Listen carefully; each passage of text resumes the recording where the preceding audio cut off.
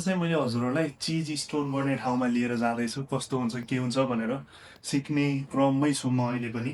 चिजहरू कसरी स्टोर गरिएको छ भनेर जस्तो गर्मी ठाउँहरूमा त्यो कुरा मैले देखाउँदैछु म माथिको जमिन सतहबाट करिब करिब 18 मिटर जति भित्र आएको छु यही यहाँनिर हेर्न सक्नुहुन्छ यहाँनिर र यहाँबाट भित्र गएर चाहिँ मैले हजुरहरूलाई सबै कुराहरू देखाउँछु है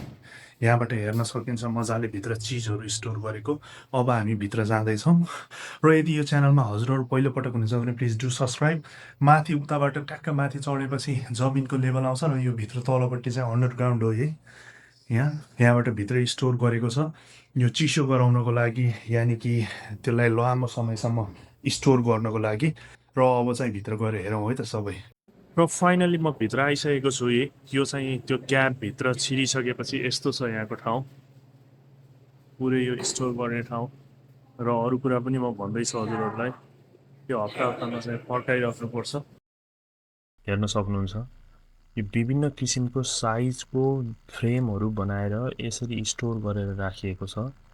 यसको तापक्रम हजुरको ठ्याक्कै 18 डिग्री सेल्सियस भन्दा तलको तापक्रममा चाहिँ राखिएको छ जति पनि चिजहरू देख्नुहुन्छ नि यो चिजको बाहिरपट्टिबाट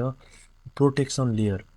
त्यो छुट्टै किसिमको छ पछि आउने दिनहरूमा चाहिँ मैले यसको बारेमा हजुरहरूलाई जानकारी दिनेछु यो चिज ठ्याक्कै चिज लएर यसमा राखिँदैन यो चिजको बाहिरबाट विभिन्न किसिमको प्रोटेक्सन लेयरहरू राखिन्छ र कुन महिनामा राखिएको कुन महिनामा बनाइएको भनेर त्यसरी विभिन्न ठाउँमा नामाकरण पनि गरिएको छ र हरेक एक हप्तामा त्यसलाई के गरिन्छ तलको भाग माथि माथिको भाग तल गरेर रोटेट गर्ने गरिन्छ र कसले बनाएको हो भनेर त्यहाँ नेम ट्याग पनि सबै राखिएको छ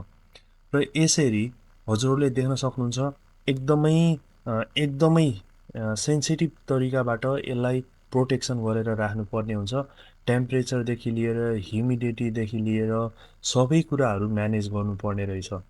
र जुन काठको प्रयोग यसमा गरिन्छ काठको प्रयोग गर्दाखेरि पनि जति धेरै मोइस्चर हुन्छ त्यति धेरै स्ट्रङ हुने खालको काठहरू यसमा चाहिँ प्रयोग गरिँदो रहेछ यो कुरा पनि हामीले बुझ्नुपर्ने रहेछ